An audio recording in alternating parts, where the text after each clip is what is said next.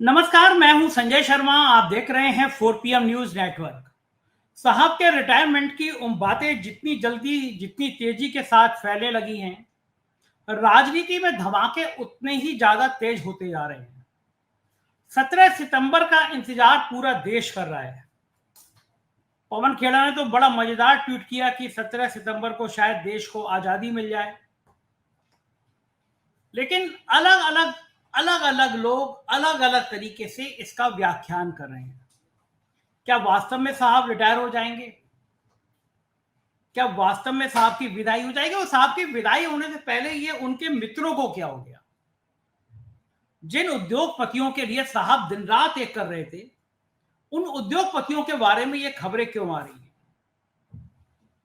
एक बड़े वेबसाइट पर, एक बड़े यूट्यूब चैनल पर मैं देख रहा था, बाकायदा व्याख्या मुकेश अंबानी को लेके थी। मैं तो हैरान हो गया कि कोई इंसान इस तरह की बातें कैसे कर सकता है कि मुकेश अंबानी सरकार गिराने की साजिश कर रहे हैं। मेरे पास एक बड़े ब्यूरोक्रेट का फोन आया कि इन खबरों में कहां तक सच्चाई है कि CIA अमेरिका सरकार गिराना चाहता है और कहीं ना कहीं अंबानी अमेरिका की मदद कर रहे हैं। मैं कहा यार, ये सब बेकार की बातें हैं। ये इस तरह की बातें केवल चटकारे लेकर सुनाने की बातें हैं। लेकिन कारपोरेट हाउस में, लेकिन देश के कारपोरेट हाउस में कुछ ऐसा घट जरूर रहा है जिसने पूरी दुनिया को हैरान कर दिया। जो मोदी जी अपने दोस्तों के लिए अपनी सरकार को दांव पर लगाते थे, या ये मैं कहूंगा कि जब आदमी पे ताकत होती है, जब आदमी पे गुरूर होता है, तो वो सोचता है कि मैं भगवान हूं, मैं कुछ भी कर सकता हूं। मैं आपको उत्तर प्रदेश के एक ब्यूरोक्रेट का किस्सा बताता हूं। सबसे ताकतवर नौकरशाह हुआ करते थे। उनको लगता था वो कुछ भी करेंगे, उनका कुछ बिगड़ेगा नहीं। उनकी बिटिया अमेरिका याद पड़ती थी, तो लोग कहते हैं हर शनिवार को एक आदमी यहाँ के टुंडे के कबाब लेके अमेरिका जाता था। और एक जगह कुछ पासपोर्ट में कमी थी, तो साहब ने अपने पेन से पासपोर्ट ठीक कर दिया कि मैं इतना ताकतवर आदमी, मेरा कोई क्या कर लेगा। वक्त का पहिया घूमा, CBI, एक मामले में CBI जांच हुई, और DM रहते हुए जिस जिले में उन्होंने जिस जेल का उद्घाटन किया, बाद में उसी जेल में उनको रहना पड़ा। ये होता है वक्त का फेर। और जब बुरा वक्त आता है तो ऊंट पर बैठे आदमी को भी कुत्ता काट लेता है। ये कहानी आप सबने सुनी है, मुझे सुनाने की जरूरत नहीं। तो मोदी जी अपने जिस दुलारे अंबानी परिवार के लिए सब कुछ करने को तैयार थे, सब कुछ मतलब सब कुछ करने को तैयार थे। अनिल अंबानी की दिवालिया कंपनी को उन्होंने राफेल के सौदों के बीच में डाल दिया। अभी पाकिस्तान से झड़प के बीच हमको पता चला कि राफेल के ऑपरेट वाले पार्ट्स ही नहीं है, टेक्निक ही नहीं दी हमें राफेल ने।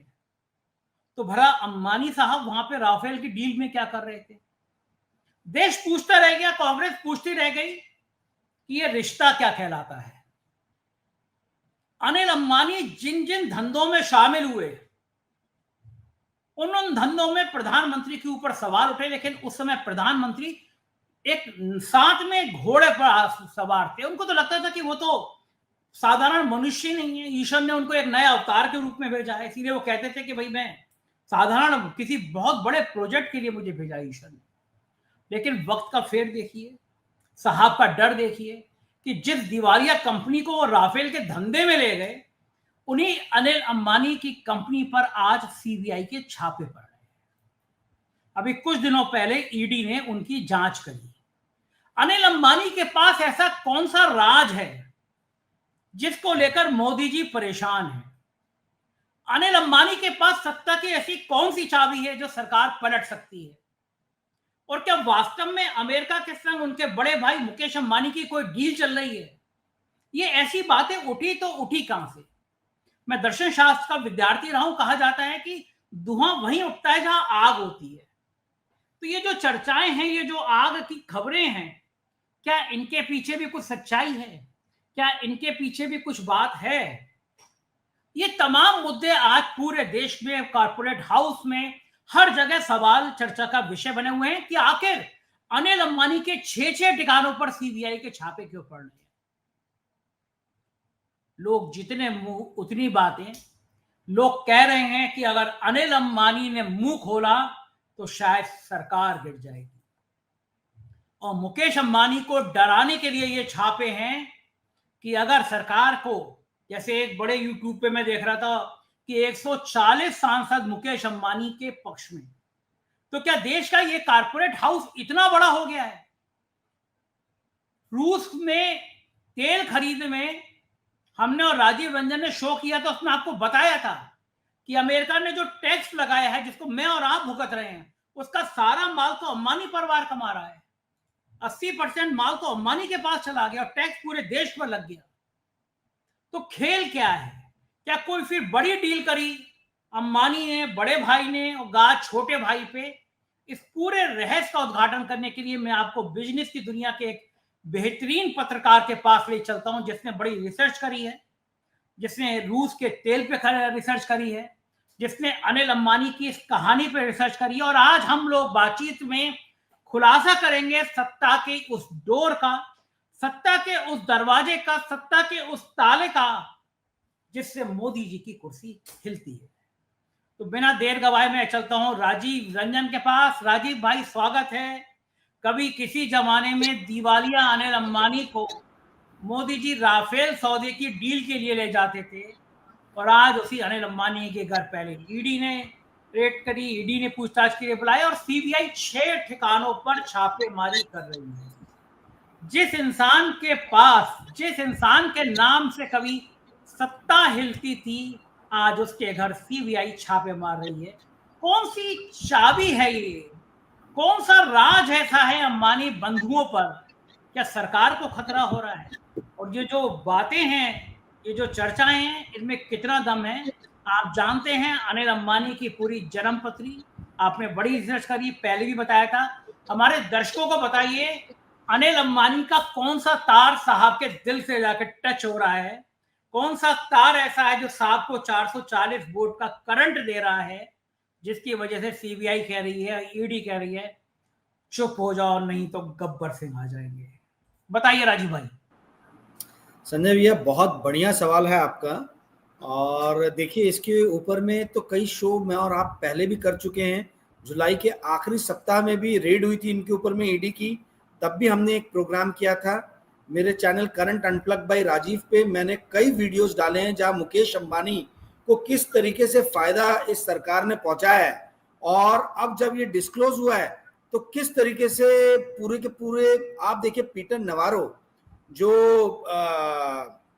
ये कहते हैं कि भाई इंडिया में महाराजा टैरिफ जो है वो चल रहा है और यहाँ के लोगों को सताया जा रहा है, इनको उचित दाम पे तेल नहीं दिया जा रहा है। एक बड़े कॉर्पोरेट हाउस ने $15 बिलियन बनाए हैं। स्कॉट बेसेंट ने उसके पहले कहा कि कच्चा तेल रूस से सस्ते दाम पे खरीदा और महंगे दाम पे अपने ही देश के लोगों को 2500 पेट्रोल पंप जो मुकेश अंबानी भारत में चलाते हैं, उन वहां पे महंगे दाम पे जो है उन्होंने पेट्रोल डीजल प्रोवाइड किया, और देश के बाहर इन्होंने यूरोपियन यूनियन और पूरे विश्व भर में जो है ये महंगे जो है रिफाइंड प्रोडक्ट्स बेचे और मुनाफा ही मुनाफा कमाया। अब सवाल ये उठता है कि जब ये पर्दाफाश हुआ और जब मेरे और आपके जैसे लोग ये प्रश्न पूछने लगे कि मुनाफा जो है वो तो अंबानी जी का और टैरिफ पूरे भारत का, ये कहां तक न्याय संगत है? अगर आज टैरिफ लग रहा है तो इसका खामियाजा पूरे देश को भुगतना पड़ रहा है, और इसका कारण है ये अंबानी परिवार, जिसमें मुकेश अंबानी आते हैं और उनके छोटे भाई अनिल अंबानी आते हैं। देखिए, पहला ही जो सौदा जो सबसे ज्यादा संशय के कटघरे में गया था वो था राफेल का। राहुल गांधी उस पर बहुत चिल्लाए थे, पर उस टाइम में जनता जनार्दन की आंखों में पप्पू की पट्टी पहनाई गई थी, और बाद में लोगों को समझ में आया कि पप्पू उनका काट दिया गया है। राहुल गांधी एक बहुत ज्यादा गंभीर और बहुत ज्यादा इंटेलिजेंट पॉलिटिशियन है, जो राइट क्वेश्चन पूछ रहे हैं, जो सही सवाल उठा रहे हैं, और उस टाइम में पर ऐसा एक उनका चरित्र गढ़ा गया कि इस व्यक्ति को कुछ समझता नहीं है और नहीं समझता। इसके लिए सुप्रीम कोर्ट जो है बंद लिफाफों में जो है बोलती है जवाब दो सरकार को। ठीक है, उस टाइम के न्यायाधीश जो सुप्रीम कोर्ट के थे उन पे भी जांच बैठानी चाहिए। संजय जी, ये लिफाफे के अंदर बंद करके जवाब देने की जो प्रथा है ये राफेल से ही चालू हुई है। ये राफेल में जो इन लोगों ने जिस तरीके से अनिल अंबानी को और नरेंद्र मोदी सरकार और अनिल अंबानी को बचाने का प्रयास किया, इसमें सुप्रीम कोर्ट की भूमिका अपने आप में बहुत ज्यादा संशय के घेरे में है। और ये कहना कि माइलॉर्ड जो है किसी भी बात उनसे उठे हुए सवाल पे उनसे उनके किए गए कार्यों पे अगर आप सवाल उठाओ तो कंटेम्प्ट ऑफ कोर्ट लगाते हैं। अरे भाई, संविधान हमें अधिकार देता है कि हम जो है किसी भी कोर्ट के निर्णय के अच्छे और बुरे पहलुओं पे जो है वो विचार विमर्श करें। तो सवाल ये उठता है कि भाई, ये जिस तरीके से अनिल अंबानी जी को राफेल के समय से जिस तरीके से छूट दी गई, और जैसा कि पिछले वीडियो में जो जुलाई के आखिरी सप्ताह में हम लोगों ने शायद किया था 25 जुलाई जहां तक मुझे डेट याद आ रही है वो थी, उसमें मैंने बताया था कि अरुण जेटली जी के कैसे ये बहुत प्यारे हैं। मुकुल रोहतगी जी जो अरुण जेटली जी के बहुत करीबी थे, वो अनिल अंबानी के सारे केसेस हैंडल किया करते थे। और अनिल अंबानी और अरुण जेटली जी के बीच में जो नजदीकियां बढ़ी हैं, उसमें ये लॉयर फ्रेटर्निटी जो लॉ वकीलों का ये बिरादरी है, इनका बहुत बड़ा योगदान है। तो कहने का अर्थ ये है संजय जी कि अरुण जेटली नरेंद्र मोदी की सरकार की रग रग से वाकिफ थे। अरुण जेटली के परम मित्र अनिल अंबानी थे। अरुण जेटली ने एक अहम भूमिका निभाई नरेंद्र मोदी और अनिल अंबानी को करीब लाने में। और जब ये आपस में करीब हुए दोनों के दोनों, तो उसके बाद में राफेल सौदे में अनिल अंबानी की एंट्री हमें देखने के लिए मिली। दुख की बात यह है कि जो दो लोग सबसे करीब थे इस पूरे के पूरे डील में, आज वो इस दुनिया में नहीं है। एक है मनोहर पर्रिकर जो डिफेंस मिनिस्टर रहे उस टाइम में थे, और दूसरे जो अरुण जेटली जी जो फाइनेंस मिनिस्टर उस टाइम में थे। तो आप किसी भी तरीके की टीका टिप्पणी इनके उस पे करना, कार्यों पे करना या उसकी समीक्षा करना मुझे लगता है ठीक नहीं है, क्योंकि जो दिवंगत हो गए वो दिवंगत हो गए, परंतु जो इस दुनिया में है उनके तो कार्यों पे सवाल उठता है। आप ये कब तक रेड खेलते रहोगे? ये अनिल अंबानी पे सिर्फ रेड ही हो रहे हैं, अरेस्ट नहीं हो रहा है। संजय सिंह के ऊपर में कितने रेड किए थे आपने अरेस्ट करने के पहले? अरविंद केजरीवाल पे आपने कितने रेड किए थे उन्हें अरेस्ट करने के पहले?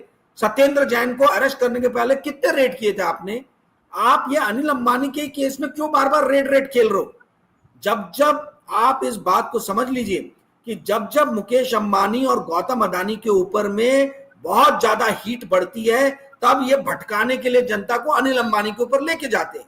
आज पूरे सोशल मीडिया में आप देखिए, मुकेश अंबानी का ऑब्जर्वर रिसर्च फाउंडेशन पे कई प्रश्न चिन्ह लग रहे हैं, गौतम अडानी के चिंतन रिसर्च फाउंडेशन पे कई प्रश्न चिन्ह लग रहे हैं कि क्यों ये शेरपा जो है अमिताभ कांत जाके सीआरएफ में बैठा है, क्यों ओआरएफ जो मुकेश अंबानी का है उसके अमेरिकन चैप्टर का हेड जो है वो भारत के विदेश मंत्री का बेटा है। तो भारत के विदेश मंत्री का बेटा ध्रुव, उसकी क्या ऐसी काबिलियत है, क्या ऐसी लायकियत है कि सीधा उसको करोड़ों की तनख्वाह देके आप जो है अमेरिका के ओआरएफ चैप्टर जिसे मुकेश अंबानी फंडिंग करते हैं, उसका सीधा आप प्रेसिडेंट बना दोगे, चेयरमैन बना दोगे?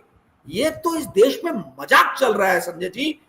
सस्ते दामों में जो है तेल खरीदा जा रहा है, उसके लिए लॉबिंग करती है रिसर्च फाउंडेशन। ये रिसर्च फाउंडेशन में किस तरीके का चिंतन और मनन होता है, ये आप और मैं अच्छी तरीके से समझ सकते हैं, क्योंकि आज हम लोग महंगा तेल खरीद रहे हैं और फायदा पूरा का पूरा जो है वो मुकेश अंबानी की जेब में जा रहा है या नायरा एनर्जी की जेब में जा रहा है। जी सर, बिल्कुल ठीक है राजीव भाई, बिल्कुल सही कह रहे हो। फाउंडेशन की बात चली तो एक और फाउंडेशन था, आपको याद होगा, उसका नाम शायद विवेकानंद फाउंडेशन था, डोभाल साहब ऑपरेट करते थे। एक बार गुजरात से मेरे पास फोन आया कि साहब विवेकानंद फाउंडेशन का गुजरात में एक फंक्शन हो रहा है और वो मुझे आमंत्रित करना चाह रहे थे। अब मैं हैरान, उन्होंने बताया कि साहब डोभाल साहब ये ऑपरेट करते हैं और ये बड़े बड़े हस्ती। मैं कहा डोभाल साहब जिस ऑर्गेनाइजेशन को ऑपरेट करते हैं उसमें संजय शर्मा को क्यों बुलाया जा रहा है? हम तो डोभाल साहब के ऊपर पिक्चर बन रही है, हम उसकी मजाक उड़ाते हैं कि डोभाल साहब आपको पता ही नहीं होता है, पहलगांव में लोग आके मार के चले जाते हैं, आपको पता ही नहीं होता है, पहले पुलवामा हो जाता है, तो आपके पिक्चर बनाने के लिए शूटिंग में बिजी रहते हो साहब की तरह। या डोभाल साहब राष्ट्रीय सुरक्षा सलाहकार का भी कभी कुछ काम देख लेते हो? अब विवेकानंद फाउंडेशन से बड़ा फोन आया कि साहब आप कौन से होटल में रुकेंगे, किस फ्लाइट में आएंगे। खैर मेरी झगड़ने की आदत नहीं है, मैंने विनम्रता से उनसे मना कर दिया कि मेरा स्वास्थ्य ठीक नहीं है, मैं आ नहीं पाऊंगा। मैंने कहा भैया ऐसे फाउंडेशन से दूर ही रहो जिसमें डोभाल साहब जैसे बड़े बड़े आदमी है, कहाँ हम छोटे से लोग, कहाँ डोभाल साहब से हम जाके मिलेंगे। हमने विनम्रता पूर्वक हाथ जोड़ दिया। लेकिन आपका चिंतन फाउंडेशन वाली बात मैंने सुनी थी। लेकिन एक सवाल ये आता है, क्या एक चर्चा सोशल मीडिया पे बहुत बड़ी हो रही है, राफेल का कुछ ऐसा है जो अनिल अंबानी अमेरिका को देना चाहते थे? ये सोशल मीडिया पे कई लोग पोस्ट कर रहे हैं, क्या कुछ राफेल के पेपर ऐसे हैं जो बाहर आ गए तो शायद मोदी जी की सत्ता 24 घंटे में उखड़ जाएगी। कुछ ऐसे राज हैं जो अनिल अंबानी के सीने में दफन है, तो अनिल अंबानी को धमकाने की कोशिश की जा रही है और लोग तो सोशल मीडिया पे यहां तक लिख दे रहे हैं, वो जज जोया का नाम याद दिला दे रहे हैं। क्या इस देश में अब हालात बदल रहे हैं? जिस तरह से पार्लियामेंट के अंदर 2014 से लेकर 2024 तक, 24 कह रहा हूं मैं, विपक्ष के बड़े से बड़े नेता मोदी से सीधा पंगा लेने की हिम्मत नहीं करते थे।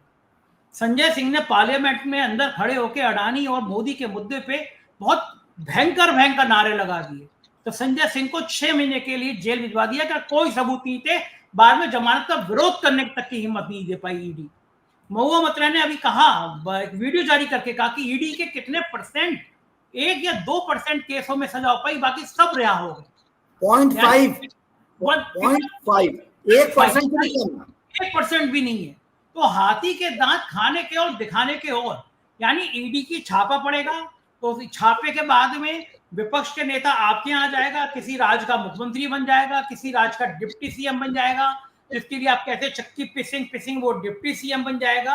ईडी इसके लिए है, और वो राज अमेरिका पे अनिल अंबानी खोल ना दे, इसलिए अनिल अंबानी के यहाँ भी ईडी और सीबीआई का डर दिखाया जा रहा है। क्या लगता है कौन सा राज ऐसा है जिसके लिए अनिल अंबानी को परेशान किया जा रहा है? 2000 करोड़ के फ्रॉड के लिए एसबीआई इतना व्याकुल हो गई। यहां तो कितने लाख, मुझसे ज्यादा बेहतर आप जानते हैं, कितने लाख करोड़ों के एनपीए माफ कर दिए गए उद्योगपतियों के लिए। किसान का 1 लाख रुपए कर्जा होता है, 50,000 मैंने बांदा में 10,000 रुपए की वसूली के लिए किसानों को गाली देते हुए मैंने अफसरों को सुना और किसानों को रस्सी पर लटकते हुए मैंने वो तस्वीरें देखी। दिल जल जाता है 10,000 20,000 के लिए, और यहाँ उद्योगपतियों का लाखों हजारों करोड़ एनपीए यानी कर्जा माफ। तो मैं ये जानना चाहता हूँ राजीव भाई, आपके हिसाब से, चूंकि आप कारपोरेट बहुत करीब से देखते हो, ऐसे कौन से राज हो सकते हैं जो अनिल अंबानी के सीने में दफन है और जो मोदी की सत्ता हिला सकते हैं?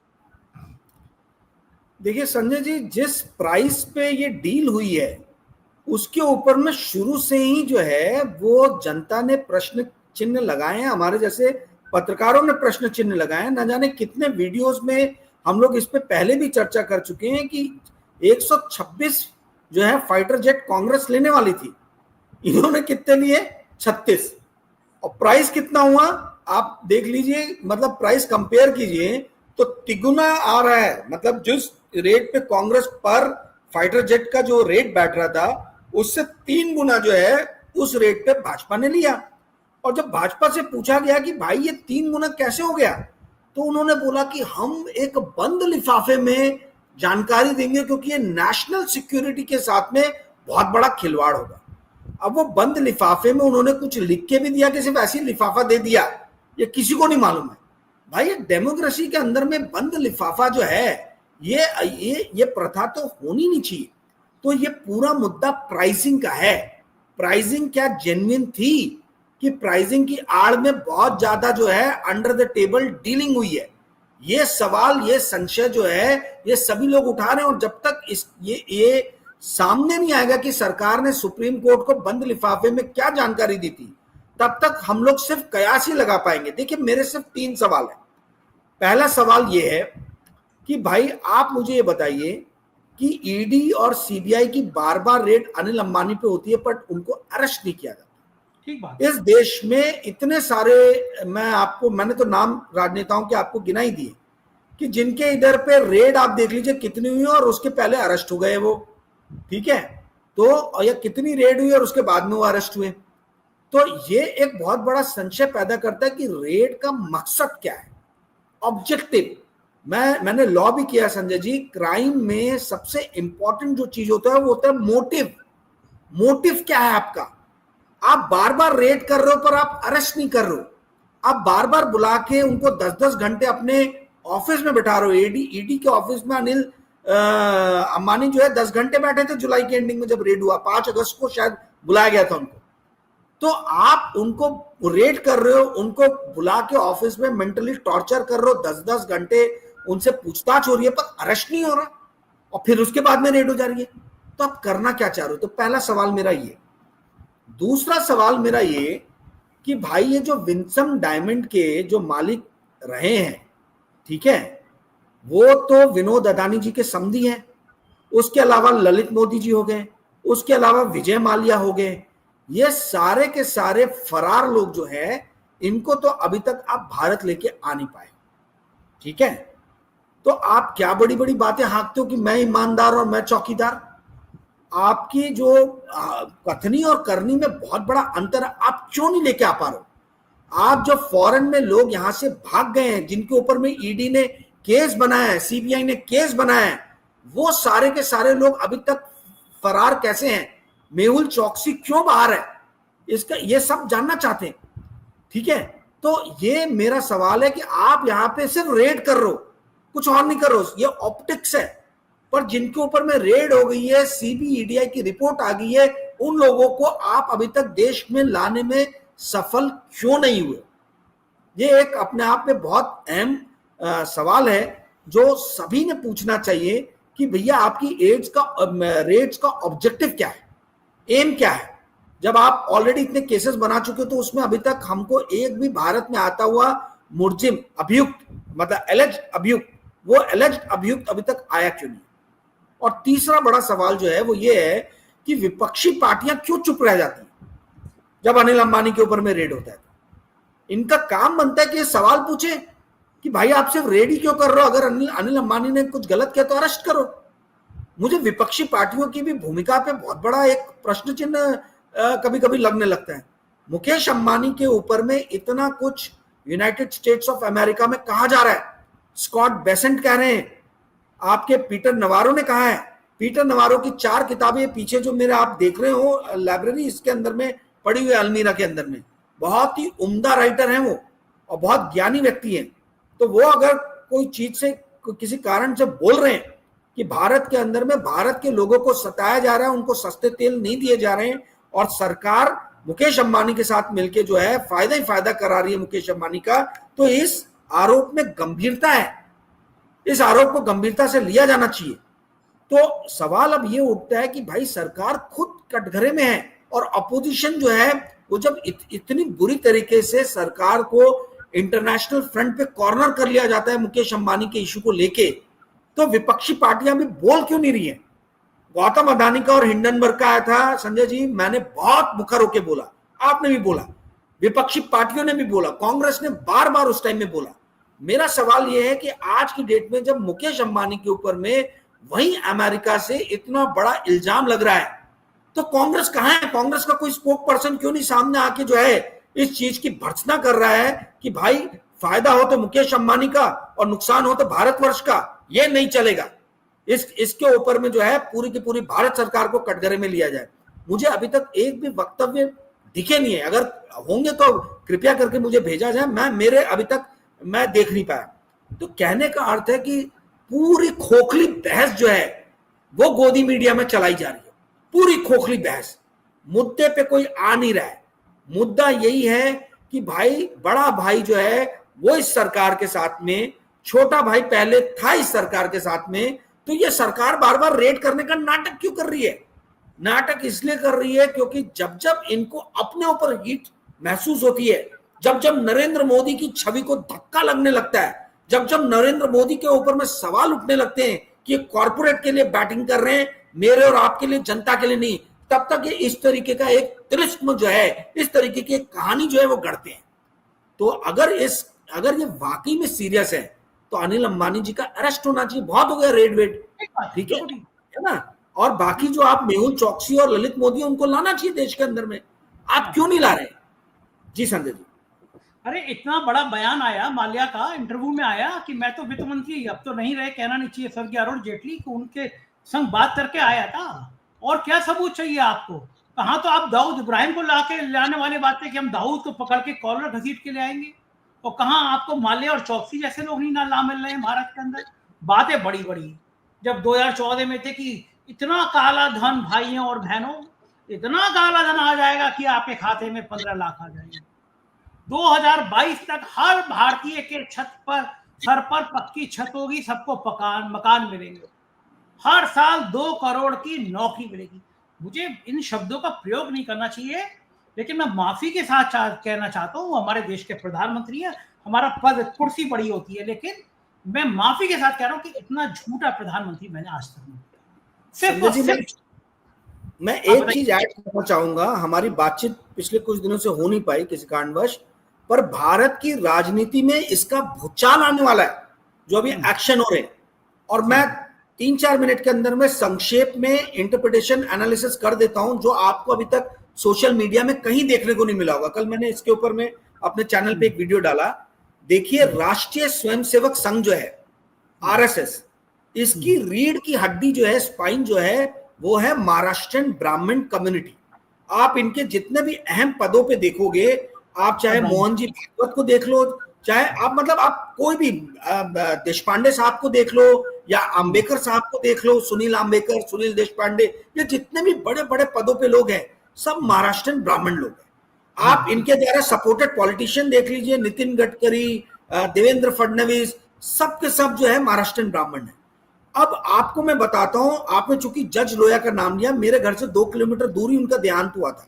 2-3 किलोमीटर दूर नागपुर में मरे थे वो, नागपुर में मरे थे वो जज लोया। तो जज लोया के ऊपर में इल्जाम लगता है कि उनके उसमें कि भाई वो मर्डर हुआ है उनका, वो यहीं से मेरे घर से 3 किलोमीटर दूर का एरिया है, ठीक है। तो मैं आपको ये बता रहा हूं कि इस बात अब आपके घर आना है मुझे, तो उनके घर भी चलेंगे देखने, उनका घर कैसा है, वहीं उनके घर के सामने खड़े होकर करेंगे। घर नहीं, वो शादी में आए थे यहाँ पे और उनको ठहराया गया था, पर उनकी मौत जो है वो नागपुर में ही हुई है, ठीक है, जज लोया की, जिसके ऊपर में प्रश्न चिन्ह लगते हैं। तो कहने का अर्थ ये है, और आपको चलना हो तो देवेंद्र फडणवीस के घर चलना, वो भी 3 किलोमीटर ही दूर है मेरे घर से। क्या अच्छा, तो भारती आपके पड़ोस में है। गडकरी जी का घर कितनी दूर है आपके घर से? किनका? गडकरी का, नितिन गडकरी का पहले 2-2.5 किलोमीटर दूर था, अब वो एयरपोर्ट के पास चले गए रहने के लिए, तो अभी 7-8 किलोमीटर दूर हो गया, 9 किलोमीटर। संजय जोशी जी का घर यहाँ से 1.5-2 किलोमीटर दूर था, यानी उनके फादर मतलब आप आने वाली जो मतलब ये पीढ़ी तो जा ही रही है, मोदी जी की विदाई है, तो जो अगली आने वाली ताकतवर सत्ता है वो सब आपके घर के 5 किलोमीटर के इर्द गिर्द है। संजय जोशी, देवेंद्र फडणवीस, गडकरी, ये सब आने वाले दिनों के सितारे हैं, तो ये सब हमारे राजीव भाई के घर के 5 किलोमीटर आसपास में। अरे और लाखों लोग रहते हैं, मतलब संघ मुख्यालय नागपुर वाला मुख्यालय कितनी दूर है आपके घर से? वो होगा 8 किलोमीटर के आसपास में। सब 10, सारी दुनिया 10 किलोमीटर में आपके।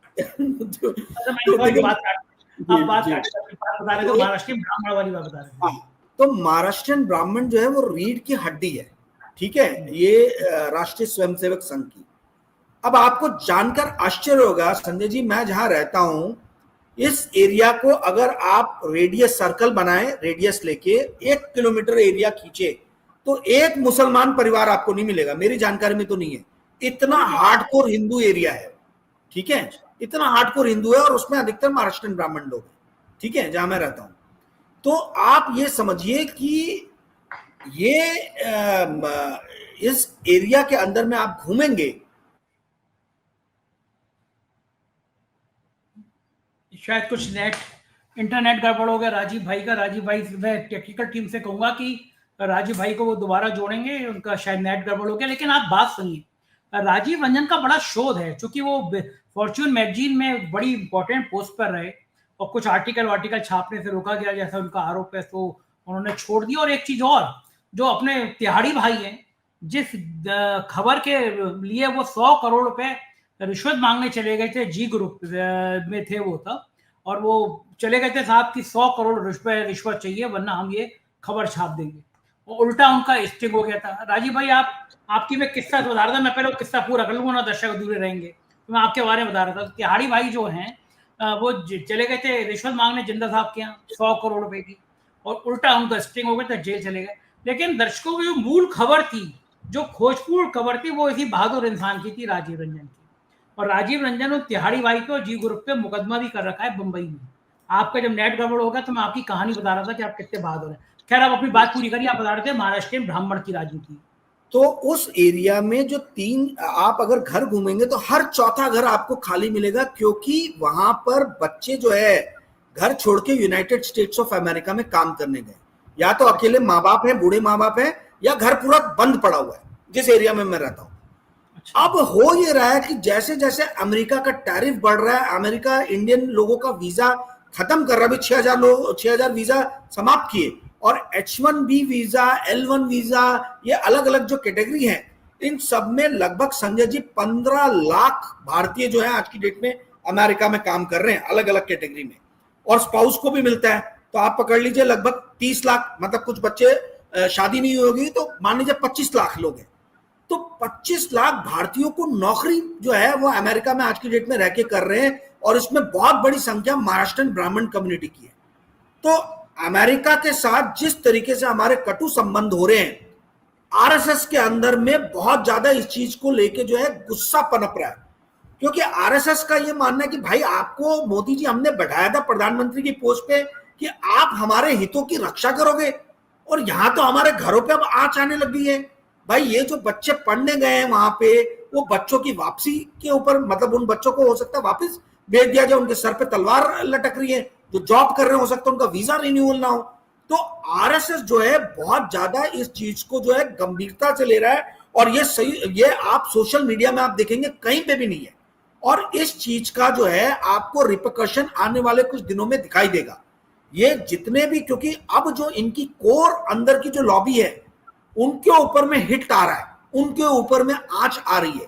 तो आगे आने वाले दिनों में हमें दिख सकता है कि मोदी जी की कुर्सी जो है वो अंदर से डावाडोल जो है वो भयानक रूप से, वैसे भी सितंबर आ ही रहा है, पर इसके पहले ये जो डावाडोल की स्थिति में जाएगी, इसमें बहुत बड़ा जो है वो अमेरिका के साथ में जो कटु संबंध हो रहे हैं वो एक है। दूसरा, आप एक इंपॉर्टेंट बात समझिए कि भारतीय जनता पार्टी हो या चाहे आरएसएस हो, इसकी जो नींव है, विचारधारा की नींव, ये नींव ही साम्यवादी सोच के खिलाफ बनी है। ठीक है, बिल्कुल। आप इंडिया के अंदर में तो संजय शर्मा और राजीव रंजन सिंह जैसे लोगों को अर्बन नक्सल बोल देते हो कि अर्बन नक्सल है। जो भी मोदी सरकार के खिलाफ आवाज उठाए, जो भी मोदी सरकार से सवाल पूछे, जो भी ये कहे कि आप जनता के वेलफेयर के लिए काम करो ना कि मुकेश अंबानी के लिए, वो सब अर्बन नक्सल है। तो ये सब अर्बन नक्सल यानी साम्यवादी सोच, समाजवादी सोच, ऐसा इन्होंने बना दिया है। पर अब ये लोग खुद जो है चाइना के साथ में जो है वो गलबैया कर रहे हैं, जो कि साम्यवादी सोच का सबसे बड़ा जो है आप समझ लीजिए पौधा है। तो ये विचारधारा के अगेंस्ट में है, ये लॉन्ग टर्म नहीं चलेगा ये रिलेशनशिप। तो ये चीज पे भी आरएसएस के थिंक टैंक बहुत गंभीरता से विचार कर रहा है कि हमारी जो सोच कैपिटलिस्ट सोच है, पूंजीवादी सोच है, जो अमेरिका के साथ अच्छे संबंध रहे हमारे, उसको तो ये खराब कर रहे हैं, और साम्यवादी सोच जिससे हमारी सोच मेल नहीं खाती है उसके साथ गलबैया कर रहे हैं। तो ये भारत की राजनीति में आने वाले दिनों में बहुत बड़ा एक आप समझिए कि उफान लेके आएगा, तूफान लेके आएगा। बिल्कुल, आपने जिस साम्यवादी सोच की बात करी, आप सोच सकते हैं कि देश के गृह मंत्री ने बयान दे दिया, ये कहा कि जो विपक्ष का उपराष्ट्रपति पद के उम्मीदवार है सुप्रीम कोर्ट के चीफ जस्टिस, ये साम्यवादी वामपंथी विचारधारा से प्रभावित है। अगर उन्होंने एक फैसला नहीं दिया होता तो नक्सलवाद खत्म हो जाता। मैं शौक था, मुझे लगा झूठा बयान होगा।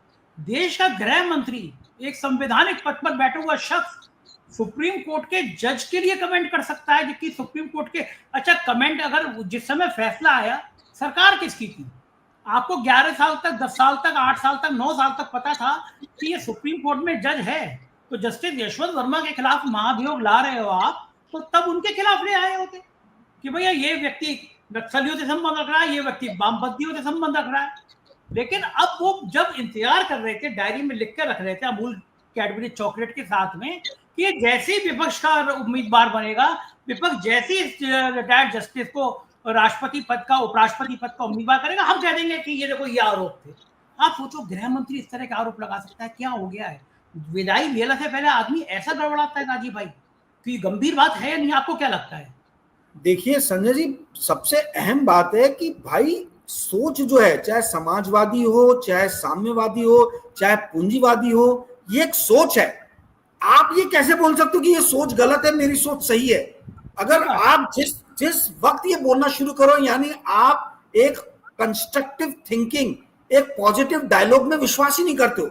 आप ये बोल रहे हो either you are with me और यू आर विथ एनिमी, यानी मेरी जो सोच है या तो आपकी सोच उससे मेल खाएगी, नहीं तो आप मेरे दुश्मन हो। ये क्या बात हुई भाई? एक जो पॉजिटिव डिस्कोर्स होना चाहिए। तो ये जिन सुप्रीम कोर्ट के जज साहब के बारे में बोल रहे हैं, आप क्या चाहते हैं कि भाई अदानी और पूंजीपतियों के लिए जंगल काट दिए जाए पूरे? वो ठीक है, और यदि कोई विरोध करे तो आप बोलोगे कि ये कम्युनिस्ट है, इसको खत्म कर दो, उसको जेल में डाल दो। कम्युनिस्ट होना यानी गाली हो गया, मतलब कम्युनिस्ट होना गुनाह है, कम्युनिस्ट कोई विचारधारा नहीं है। अरे एक साहब मेरे घर पे आए, मतलब मेरे ऑफिस में आए, लेनिन की किताबें मैंने बहुत पढ़ी है, लेनिन मैंने गोरकी बहुत पढ़ा है। कह अरे आपके घर लेनिन की किताबें हैं? मैंने कहा लेनिन की किताब मतलब क्या राजद्रोह रखना, लेनिन को पढ़ नहीं सकते? फिर मैंने कहा थोड़ा भगत सिंह के बारे में पढ़ लेना कि भगत सिंह क्या पढ़ा करते थे, तो शायद आपकी आंखें खुल जाएं। और मेरे ख्याल से भगत सिंह से जो चिढ़ का कारण है, जो भगत सिंह को हमेशा संग नीचे रखता है, भगत सिंह को आगे नहीं आने देता, वो भगत सिंह का साम्यवादी तो है। भगत सिंह को जो किताबें पसंद थी वो आपके लिए नफरत का विषय है, क्योंकि वो पूरी दुनिया में सर्वहारा वर्ग की बात करती है, वो मजदूरों के अधिकार की बात करती है। आप उद्योगपतियों के अधिकार की बात करते हो, एक विचारधारा सर्वहारा वर्ग की बात करती है। तो मैंने उनसे कहा कि आप मुझे अर्बन नक्सली कहें, आप मुझे नक्सली कहें, लेकिन मुझे लेनिन बहुत पसंद है, मुझे सर्वहारा वर्ग की बात करना बहुत पसंद है, मुझे मजदूरों रिक्शे वालों की बात करना बहुत पसंद है। मैं बड़े से बड़े उद्योगपति से भी मिल लूंगा, लेकिन मेरे मन में यह ख्याल जरूर आएगा कि पहला हक इस देश में उन 80 करोड़ लोगों का है जिनको पास अनाज नहीं है, जिनके पास आप राशन दे रहे हो, जो भूखे हैं। तो आप इस विचारधारा को, आप उस विचारधारा से एक विचारधारा गलत कैसे हो सकती है? क्या केरल में जो शासन इतने लंबे से चला समय चला, क्या बंगाल में कम्युनिज्म शासन चला, वो सब गलत था? वो लोकतंत्र के लिए नहीं था। लोकतंत्र में साम्यवाद की कोई जगह नहीं है, वामपंथ की जगह नहीं है, केवल उद्योगपतियों के हितों की जगह। और ये बात तो आप राजीव भाई 100% कह रहे हैं। संघ के ऊपर ये बात हमेशा चस्पा रही कि संघ अमेरिका का समर्थक रहा है। अमेरिका में उसके उसके जो बड़े बड़े एनआरआई हैं, संघ को जो पूंजी आती है उसका बहुत बड़ा हिस्सा विदेशों से आता है, और उसमें भी बहुत बड़ा हिस्सा अमेरिका से आता है।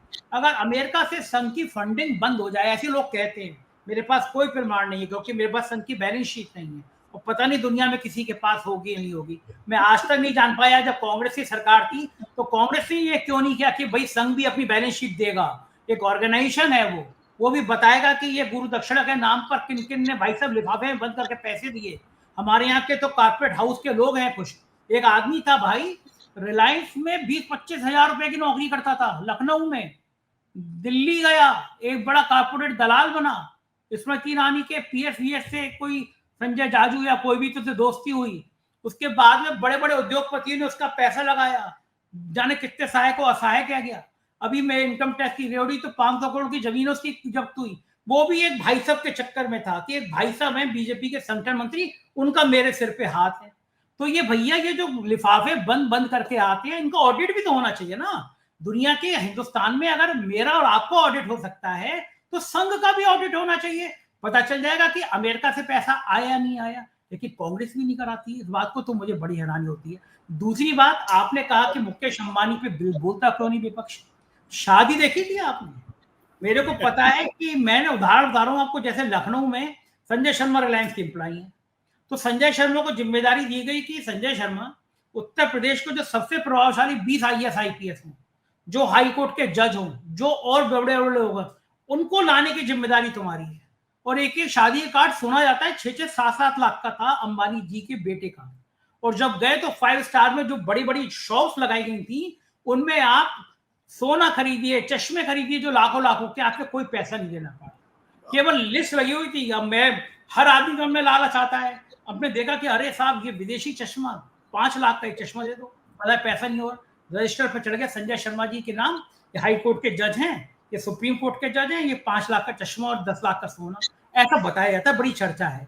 और उसके बाद पूरे देश को जो जो चलाते हैं वो 3, 4, 5, 7, 8 हजार लोगों की लिस्ट बन गई कि ये देश को चलाती हैं, ये जज हैं, ये पॉलिटिकल लोग हैं, ये ब्यूरोक्रेट हैं, हमारे यहाँ आए।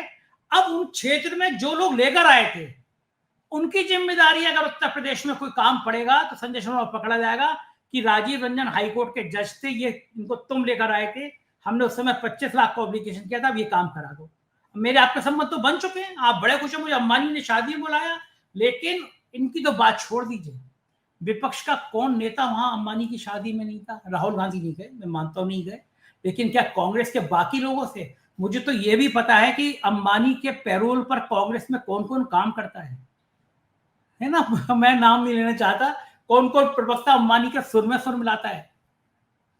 भाई चाहे अडानी हो चाहे अंबानी हो, आप मुझे बता दो कि अडानी की बात आई, अडानी के क्या विपक्ष के नेताओं क्यों स्वागत कर रहे हो अडानी का?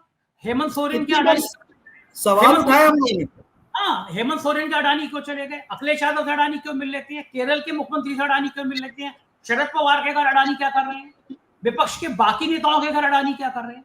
तो ये अंबानी हो चाहे अडानी हो, जब आप पूरा सत्ता और विपक्ष कारपोरेट सबको मैनेज करेगा, जज साहब मुझ पर भली मानानी का मुकदमा कर दे, लेकिन लिस्ट निकाल लें कि मुकेश अंबानी के भाई बेटे की शादी में सुप्रीम कोर्ट के कौन कौन जज गए थे और उनके जजों के घर से क्या क्या फैसले मुकेश अंबानी के या अंबानी परिवार के पक्ष में हो गए, तो अब हम कौन से मुंह से बात कर लेंगे कि रूस का तेल खरीदकर मुकेश अंबानी की रिफाइनरी में रिफाइन करके सब विदेश चला जा रहा है, यहाँ आ ही नहीं रहा है तेल, यहाँ के हमें क्या मिल रहा है? बाबा जी का ठुल्लू टैक्स अमेरिका का, वो मुझ पर राजीव रंजन में पड़ रहा है, माल कमा रहे हैं मुकेश अंबानी। ये देश को बताएगा कौन? चैनल उनके, नेटवर्क 18 दिन भर जहर उगलेगा, हिंदू मुसलमान करेगा।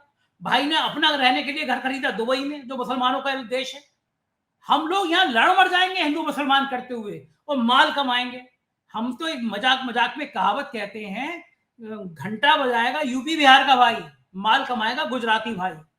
पूरे देश को लड़ा दो, अंबानी के चैनल में नेटवर्क 18 में रुपया ले आकर तो देववा नेवगन सब बैठा के दिन भर हिंदू मुसलमान करा लो और रूस का तेल अंबानी को दिला दो और अंबानी यहाँ लाएंगे, साफ करेंगे, विदेश में बेच देंगे और सारा लाखों करोड़ रुपया का मुनाफा अंबानी कमाएंगे। हम और आप टैक्स भरते भरते मर जाएंगे। ये है मोदी सरकार की जन्म पत्री का असली खाका। राजीव भाई बताओ मैं गलत कह रहा हूं तो आप बताओ। नहीं, आपने तो एकदम मतलब सटीक विश्लेषण किया है। और मतलब जो सवाल उठाया संजय जी, आपको याद होगा शायद हमने एक बार पहले भी इस चीज पे चर्चा की थी कि भाई विपक्ष जो है वो क्यों नहीं सवाल उठा रहा है जब मुकेश अंबानी की बात आती है तो। और लाखों लोगों ने उसको देखा था, 5-6 लाख से ज्यादा लोगों ने देखा था जिसमें यही सवाल उठाया था। और ये सवाल उठाया था हम लोगों ने कि भाई राष्ट्रीय स्वयंसेवक संघ की बैलेंस शीट जो है, उसकी फंडिंग जो है, कांग्रेस 2004 से 14 रही, उसके पहले नरसिम्हा राव जी रहे, उसके पहले राजीव गांधी जी रहे, उसके पहले इंदिरा गांधी जी रहे। यदि आरएसएस देशद्रोही है जैसा कि बोलते हैं इनके बहुत सारे समर्थक, तो भाई आप क्यों नहीं इसके ऊपर में प्रतिबंध लगा देते हो? लगाया क्यों नहीं? मेरे तो घर के आजू बाजू में मेरे जितने मित्र हैं वो कहीं ना कहीं आरएसएस से जुड़े हैं, मेरी विचारधारा उनसे मेल नहीं खाती है, पर मैं कतई नहीं मानता कि वो लोग देशद्रोही हैं। और अगर वो देशद्रोही हैं तो कांग्रेस ने जो है क्यों नहीं उनको बंद कर दिया? ये संगठन क्यों चलने दिया आरएसएस? ये कांग्रेस के खुद के ऊपर में एक सवालिया निशान नहीं खड़ा करता है कि भाई आपको जब भी बलि का बकरा बढ़ाना हो तो आप आरएसएस को बना दो। ठीक है, मेरी सोच जो है वो आरएसएस से मेल नहीं खाती, मैं फिर से एक बार क्लियर कर दूं, परंतु बार बार आरएसएस को कटघरे में डालना कि भाई आरएसएस जो है वो ठीक ऑर्गेनाइजेशन नहीं है, वो देशद्रोही ऑर्गेनाइजेशन और पता नहीं क्या क्या बोला जाता है। तो भाई कांग्रेस ने किया क्या? कांग्रेस ने क्यों नहीं बंद कर दिया उसको? कांग्रेस ने क्यों नहीं आरएसएस की फंडिंग पे जो है वो तमाम तरीके की इन्वेस्टिगेशन बिठा दी? भाई भाजपा ने तो आने के बाद में फोर्ड फाउंडेशन, कार्नेगी फाउंडेशन, दुनिया भर के जितने फाउंडेशन थे जो इंडिया में फंडिंग करते थे, सबके ऊपर में इन्वेस्टिगेशन बिठाया। कांग्रेस ने क्यों नहीं अपने टाइम में आरएसएस की फंडिंग पे इन्वेस्टिगेशन बिठा के आरएसएस के ऊपर में किसी तरीके का जो है वो एक्शन लिया? ये मेरा सवाल है। तो ये नहीं होता कि आप दोनों कश्तियों में पैर रख के चलो, एक तरफ आप आरएसएस की बुराई करो, दूसरी तरफ जो है अंडर द हैंड टेबल जो है हैंड शेक करके चलो कि भाई ये ठीक है हम आएंगे तो आपके ऊपर में किसी भी तरीके का प्रतिबंध नहीं लगेगा, जैसा चल रहा है वैसा चल रहा है। ये बच्चा नागपुर का जानता है कि आरएसएस को जो सबसे ज्यादा फंडिंग आती रही है वो यूनाइटेड स्टेट्स ऑफ अमेरिका से ही आई है। और ये जो बच्चे यहां से पढ़ने गए हैं, खास तौर पे साउथ इंडियन ब्राह्मण और महाराष्ट्रियन ब्राह्मण फैमिली के, यही दो जो जातियां हैं, आप देखिए आरएसएस में सब बड़ी बड़ी पोस्ट के ऊपर में है। शेषाद्री जी और क्या आप नाम ले लीजिए, या तो आपको साउथ इंडियन दिखेंगे या आपको महाराष्ट्रियन ब्राह्मण दिखेंगे। तो ये बच्चे वहां से पैसे भेजते हैं, आप लगा दीजिए, बैन करा दीजिए। आज की डेट में अगर कोई राजीव रंजन सिंह के चैनल को 100 रुपए भी भेजना चाहता है तो आप उसको तमाम तरीके के जो है कटघरे में खड़ा कर देते हो। यूट्यूब ने मेरा मोनेटाइजेशन रोक रखा है, मेरे चैनल का क्यों रोका है मुझे नहीं मालूम। तो मेरे ऊपर तो तमाम तरीके की आप निगरानी रख के इन्वेस्टिगेशन कर रहे हो, और आरएसएस के ऊपर में कांग्रेस इस टाइप से क्यों नहीं करती है जब इतना बड़ा संगठन है और उसको लगता है कि भाई आरएसएस देश के लिए ठीक नहीं है। संजय जी, यही एक प्लेटफॉर्म है 4PM का, जहां पर खोल के, दिल खोल के आदमी आरएसएस पे भी सवाल उठाता है, आदमी बीजेपी पे भी सवाल उठाता है, नरेंद्र मोदी पे भी उठाता है, कांग्रेस पे भी उठाता है, राहुल गांधी पे भी उठाता है, अंबानी पे भी उठाता है और अदानी पे भी उठाता है। मैं तो दिल खोल के बात करता हूं और आज तक आपने मुझे कभी रोका नहीं है। तो मुझे यह समझ में नहीं आता, आप दूसरे यूट्यूब चैनल देखिए, कोई कांग्रेस की बैटिंग कर रहा है, कोई बीजेपी की बैटिंग कर रहा है, और मेरे और आपके जैसे जो पत्रकार हैं, जो पत्रकारिता करना चाहते हैं, उनके ऊपर में तमाम तरीके के सवाल उठा दिए जाते हैं। तो ये बहुत बड़ी समस्या है संजय जी। लोगों को पता नहीं है, पर्दे के पीछे सब एक ही है, ये सब हाथ मिला के चल रहे हैं, और जिस दिन जनता ने इस चीज को पकड़ लिया उस दिन जनता का उद्धार हो जाएगा। आज मैं आह्वान करता हूं कांग्रेस पार्टी से कि आप जब भी आए, आप आरएसएस के ऊपर में इन्वेस्टिगेशन बैठाइए, यदि आपको लगता है कि वो देशद्रोही संगठन है तो। और उसमें मैं आज बता रहा हूं कुछ नहीं निकल के आएगा। आप जो है आप इन्वेस्टिगेशन बैठाइए, ये फंडिंग के ऊपर में तमाम तरीके की कि आरएसएस की फंडिंग कहां से हो रही है, मैं आपको बता रहा हूं, उसमें अगर कुछ निकल पाए तो बहुत अच्छी बात होगी। तो कहने का अर्थ ये है कि हम लोग मुद्दे नहीं समझते। आज अगर कांग्रेस में दम है तो मुकेश अंबानी को जो रशिया से ऑयल मिल रहा है, चीप ऑयल, इसके ऊपर में जो है कांग्रेस के प्रवक्ता आके नेशनल टेलीविजन पे बात करें और ऐसी तैसी कर डाले भारतीय जनता पार्टी की। मैं तो चाहता हूं कि बीजेपी को जो है नेमिंग एंड शेमिंग हो, मोदी गवर्नमेंट को जो है वो नेम एंड शेम किया जाए। जिस तरीके से मुकेश अंबानी ने पिछले 3 साल में फायदा बनाया है रशिया से सस्ता तेल लेके, और उस फायदे में कहीं भी हमको जो है एक आने एक ढेले का फायदा नहीं हुआ। इस चीज को जो है बार बार इसका जिक्र करके जो है कांग्रेस पार्टी और सारी अपोजिशन पार्टी जो है भारतीय जनता पार्टी की ऐसी तैसी करे, ये बहुत अच्छा लगेगा। पर क्या ये करेंगे, सवाल ये है। सिर्फ बोलने से नहीं होता। जी संजय जी। तो मुझे कम से कम अब राहुल गांधी से तो उम्मीद लग रही है। राहुल गांधी नहीं गए शादी में अंबानी की, नंबर 1 बात। नंबर 2 बात, राहुल गांधी संघ पे खुल के जितना हमला किया राहुल गांधी ने, उतना मैंने देखा नहीं कांग्रेस के बहुत लंबे समय से संघ का नाम लेके किसी ने हमला किया हो। उस संघ संजय की जी, पर विचार राहुल गांधी अकेले कांग्रेस नहीं है ना, एक अकेला आदमी क्या क्या कर सकता है। राहुल गांधी के कंधे पे बंदूक रख के सब शेडी लोग जितने भी हैं, ये सारे जो है, हाँ, सब अपना मतलब साध रहे हैं। ये बात सही, ये बात पे सहमत हूँ। अकेला राहुल गांधी क्या करेगा कि चारों तरफ से एक ऐसा जाल बिछा हुआ है जो इन कारपोरेट के हाथों में जकड़ा हुआ है। इन कारपोरेट ने कब्जा कर रखा है। लेकिन ठीक है, ये वक्त होगा, क्योंकि जनता अब जिस तरह देखो ना एसआईआर के मुद्दे पर, मैं कल्पना नहीं करता, मैं बाल कटाने गया, बिल्कुल साधारण सा नाई मेरा, वो कह रहा है कि भैया ये बात सही है कि ये लोग वोट चोरी करके सत्ता में आते हैं। यानी जो वोट चोरी का मुद्दा है, ये गली गली गांव गांव, नागपुर से लेकर बदायूं तक, बदायूं से लखनऊ तक, लखनऊ से बलिया तक, बलिया से तमिलनाडु तक, हर जगह चला गया कि खेल वोट चोरी का है। जो महाराष्ट्र के, हम तो यार राजीव भाई, हम तो मुंबई रहे थे, आपसे बात हो रही थी, महीने भर टीम, पूरी टीम में संग थे हम, थे हयात और पूरी टीम थी। हम लोग तो हैरान थे ग्राउंड पे। मैं अलग जा रहा था, हयात की टीम अलग जा रही थी, बाकी रफीसा और ये लोग सब अलग टीम जा रहे थे, सब लोग काम कर रहे थे। ग्राउंड पे बिल्कुल हालात ये थे कि बीजेपी नहीं आ सकती, और नतीजा बिल्कुल उल्टा। तब तो हम सोच में नहीं सकते थे लाखों करोड़ वोट शामिल हो गए हैं। राजीव रंजन तमिलनाडु में भी वोट डाल रहे हैं, कर्नाटक में भी डाल रहे हैं, यूपी में भी डाल रहे हैं, हरियाणा में भी, दिल्ली में भी, महाराष्ट्र में भी। अब तो ये जो पोल खुली है, इसने पूरे देश को हैरान कर दिया कि ये वाकई में ये सरकार चुनी हुई सरकार नहीं है। अब तो किसी को कोई शक बचा ही नहीं है कि ये लोकतांत्रिक सरकार नहीं है। और राहुल गांधी ने ठीक किया कि 15 अगस्त वाले दिन उन्होंने मना कर दिया कि भाई क्या जाए लाल किले पे, जो प्रधानमंत्री लोकतांत्रिक तरीके से चुना हुआ नहीं है तो उसके क्या जाए। और आप जो कह रहे हो 4 PM के लिए कि हम लोग बैठ के खुल के बात कर लेते हैं, 16 पाकिस्तान के चैनल बंद और देश में सिर्फ 4 PM चैनल बंद। हमारे पास जिससे इतना दिल को दुख हुआ राजीव भाई, यूट्यूब से मेल आया कि भारत सरकार ने कहा है कि आप राष्ट्र विरोधी है, इसलिए आपका चैनल बंद कर दिया जाए। आपका चैनल बंद कर देते हैं। मुझे चैनल बंद होने का कोई अफसोस नहीं था। मुझे पता था कि एक न एक दिन आप मुझे बंद करेंगे, मुझे मारेंगे या चैनल बंद करेंगे, क्योंकि आप किसी और तरह से मुझे काबू कर नहीं पा रहे। दुनिया की सारी एजेंसी आपने मेरे पीछे लगा दी, EOW, इनकम टैक्स, ईडी, सब पीछे लगा दिया, हमला सब हो गया।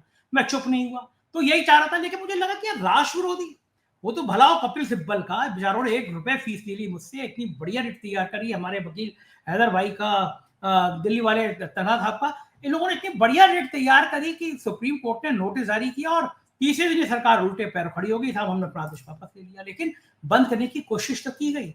इस देश में जो स्वतंत्र आवाजें हैं उनको बंद करने की कोशिश तो की जा रही है। लेकिन राजीव भाई, हम लोग भी बिल्कुल, हम और आप जैसे लोग तैयार बैठे हैं कि लड़ेंगे जरूर। मुझे वो आखिर में बस वो किस्सा बता दूं, मैंने कई बार बता भी चुका हूं कि जब भगवान श्री राम श्रीलंका पर चढ़ाई करने जा रहे थे सारे बानर पुल बना रहे थे, तैयारी कर रहे थे, एक चींटी रेत में छोटा सा कण दबा के जा रही थी।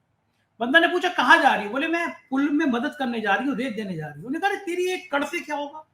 बोले मेरे कण से पुल बने ना बने, लेकिन जब इतिहास लिखा जाएगा तो लिखा जाएगा प्रभु श्री राम के अच्छे कामों के लिए एक मदद मैंने भी की थी। तो हमारे कहने से नहीं सत्ता बदले, लेकिन ये इतिहास जब भी लिखा जाएगा तो लिखा जाएगा कि अंबानी परिवार के काले कारनामों के लिए, या दो पतियों के काले कारनामों के लिए, अडानी जी के लिए, अंबानी जी के लिए, सरकार के लिए कभी किसी ने बोला तो था हमारी कोशिशें कम हो, चींटी के कण जैसी हो, लेकिन इस लोकतंत्र को बचाने के लिए हम ये कोशिशें बिल्कुल करते रहेंगे। बहुत बहुत शुक्रिया राजीव भाई, आज आपने इतने मन से इतनी सारी बातें करी, थैंक यू। तो ये राजीव रंजन थे और हम आपसे बातचीत कर रहे थे कि देश में आखिर अनिल अंबानी के पास ऐसा कौन सा राज है जिससे साहब की नींद उड़ गई है। कैसी लगी बातचीत? आपका कमेंट जानना मेरे लिए बहुत जरूरी है। चैनल को लाइक करिए, सब्सक्राइब करिए, ज्वाइन करिए और देखते रहिए 4 PM। शुक्रिया, थैंक यू।